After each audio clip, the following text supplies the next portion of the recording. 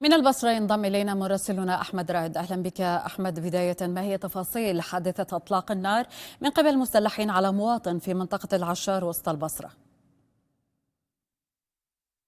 نعم، تحية طيبة زميلتي ولكل مشاهدينا الكرام.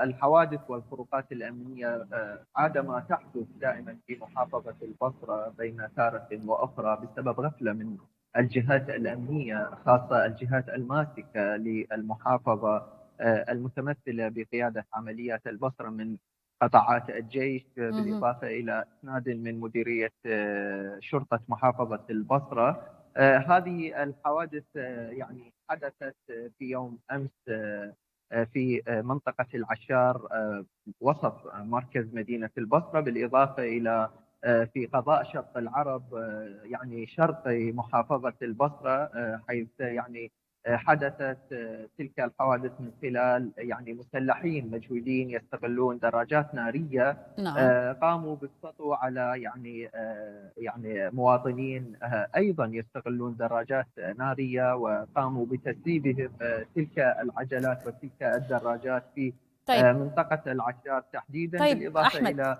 منطقه شط العرب. تلك يعني الحوادث اكيد تم متابعتها من قبل الجهات طيب الامنيه، أحمد، والان إن نحن كنت تسمعني. متواجدون. نعم. أحمد، يعني ربما يسأل السائل: ما سبب تزايد الحوادث الأمنية في المحافظة، خاصة خلال الفترة الماضية، وما دور القوات الأمنية للحد من هذه الحوادث؟ نعم، مختصون في الشأن الأمني يؤكدون يعني وجوب تعزيز القطاعات الأمنية في محافظة البصرة، سيما أن محافظة البصرة محافظة كبيرة وتحتوي على يعني قطاعات مختلفة استثمارية، بالإضافة إلى ترامي أطرافها في شمال البصرة. هناك نزاعات عشائرية في جنوب البصرة، هناك موانئ في غرب البصرة، حقول نفطية، وكل تلك تحتاج من القوات الأمنية جهود لمتابعة كل تلك الملفات.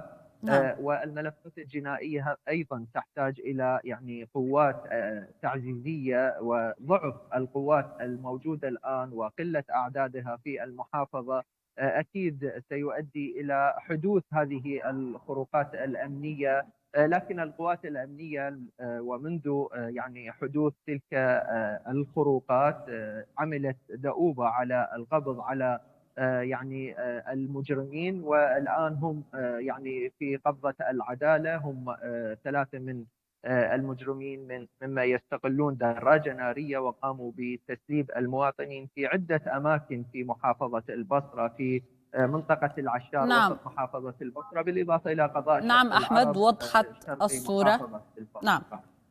إذن من البصرة مراسلنا أحمد رائد، شكرا جزيلا لك.